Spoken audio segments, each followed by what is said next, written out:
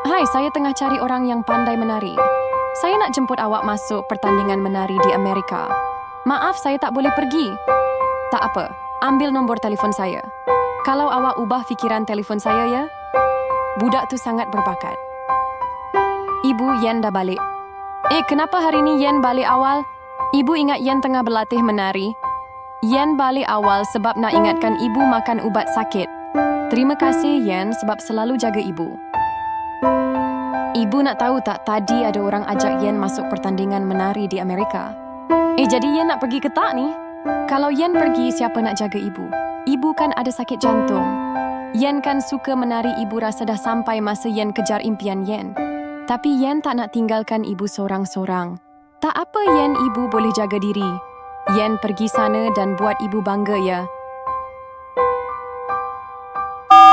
Puan, Yen terima tawaran masuk pertandingan tu. Bagus, kalau macam tu esok kita bertolak ke Amerika. Yen selalu jaga ibu.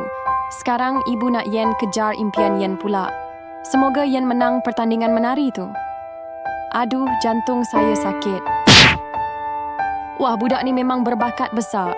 Betul tu, saya setuju. Dan pemenangnya ialah... Tahniah Yen, awak menang pertandingan menari ni.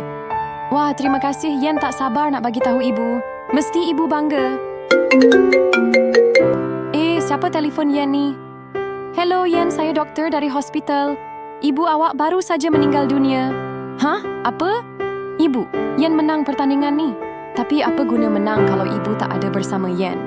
Yen, saya yakin ibu Yen bangga dengan Yen. Korang rasa ibu bangga tak dengan Yen?